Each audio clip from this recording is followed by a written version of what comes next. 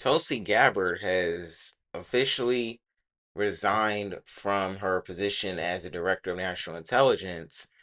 But before she resigned, on her last day as the Director of National Intelligence, she announced that she has released and declassified documents that expose uh, Dr. Fauci and stuff about COVID and the lab leak. So here is where she announced that on her final day as the Director of National Intelligence. Before the COVID pandemic, Dr. Fauci, as head of the National Institute of Allergy and Infectious Diseases, provided millions in U.S. taxpayer dollars to fund dangerous gain of function research on bat coronaviruses at the Wuhan Institute of Virology, work which is now widely viewed as the source of the unintentional lab leak that sparked the pandemic. Now, in support of President Trump's maximum transparency mandate, today, on my final day as Director of National Intelligence, I'm releasing never-before-seen communications and documents that expose exactly how Fauci worked with politicized career leadership in the intelligence community to suppress the truth about his actions, the virus's lab leak origins, and his role in directing U.S. funding for this dangerous research that caused immeasurable harm and countless lost lives. Now, these documents expose Fauci's direct role in influencing and manipulating IC assessments on COVID-19 and how Fauci lied to Congress in 2024 when under oath he denied knowledge of or participation in discussions with intelligence. So Tulsi Gabbard has said that she is doing this because Fauci lied under oath when he was asked about COVID, uh, the origin of COVID, the lab leak. So she put it on the website for the Director of National Intelligence, and people were wondering, like, why didn't she try to prosecute him earlier, because she's been in the Trump administration as the DNI for about a year and a half. So people were wondering why she didn't do this earlier.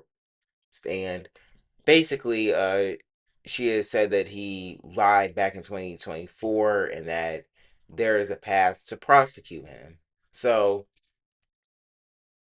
I mean, I'm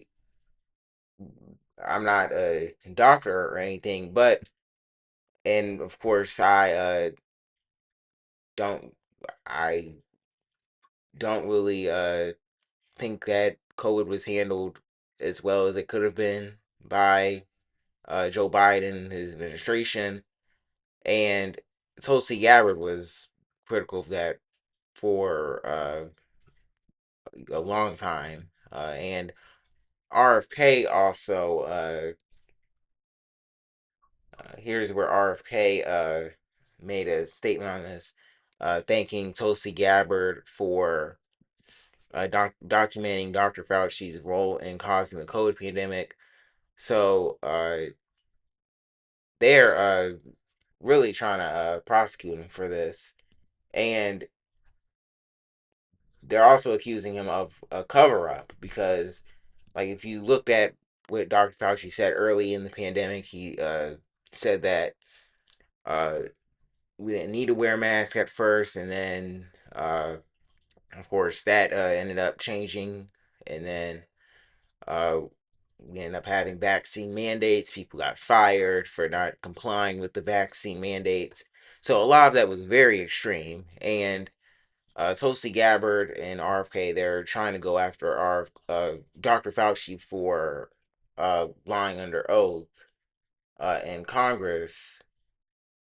But Tulsi Gabbard, uh, she's resigning, but a lot of people say, like, it's because her husband, even herself, like she said, she's resigning because her husband has cancer. And people, like, will make their own theories about what happened and whether her husband really has cancer. But what I will point out is that I do think a lot of what happened behind the scenes contributed to her wanting to resign for a while now. And even when you look at how RFK Jr. has been treated, uh, he has faced a lot of opposition from his own party. And pretty much the only reason why I think he got confirmed was because he's a Zionist and because he won't do anything too crazy and is still going to comply with uh, whatever the Trump administration is trying to do. But Tulsi Gabbard, she did take a lot of blame for her role in the war with Iran when she said that Iran could produce nuclear weapons. And of course, that's a lie. That is, people have been saying that for a long time that Iran is going to make a nuclear weapon. People have been saying that since uh, like the 90s that Iran is going to get a nuclear weapon and that we need to go to war so that we will be safe. And Tulsi Gabbard herself even called out Trump when she was running for president in 2020 for wanting a war with Iran, only for her to kind of cover for that for the war with Iran when she becomes the director of national intelligence. But also, like Tulsi Gabbard, in my opinion, was one of the reasons that Trump got elected because she got a lot of the populism that Bernie kind of ran on and got those people to support Trump.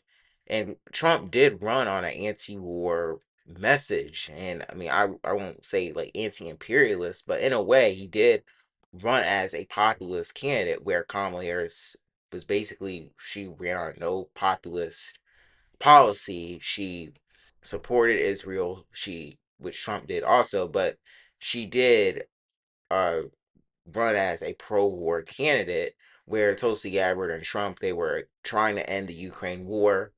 And I do think like on the Ukraine issue, Trump was doing okay at first. And as someone that like I was supportive of Ukraine at first, but I don't think we should keep giving the military aid. I would like to see the war end. So I do think Tulsi Gabbard was good with trying to get us out of the Ukraine and Russia war. I don't think we should be involved with that by giving the military aid. I think we can support Ukraine in other ways that don't cause a nuclear war. And Tulsi Gabbard has made that clear that she wanted to prevent a nuclear war. But I do think, while I disagree with her support for Israel, I do think her not being the DNI anymore is not uh, good. If you are anti-war, I think she's gonna get replaced by someone that is a lot worse, and that's largely been why I don't think like RFK should like if he were to resign or get removed, he would also get replaced by someone that is a lot worse than him, given his previous progressive record on environmentalism. And I really do think like once they became part of the Trump administration, they did uh kind of sell out. And that's just the reality of uh becoming part of Trump's cabinet. And I am curious to see Tulsi Gabbard's future, what she does after this, after leaving the Trump administration, and where she will go after this, because a lot of people don't really trust her anymore. She lost a lot of support covering for the Iran war and also supporting regime change in Venezuela, supporting genocide in Palestine. So is Tulsi Gabbard going to try to remove herself from sort of taking the blame for these things, or is she going to try to maybe run for office and have a future in the Republican Party? Because it really seems like she's very opportunistic about her career, and also is really what is her relationship with Trump like after leaving his administration, because a lot of people that left Trump's administration don't really get along with him that well.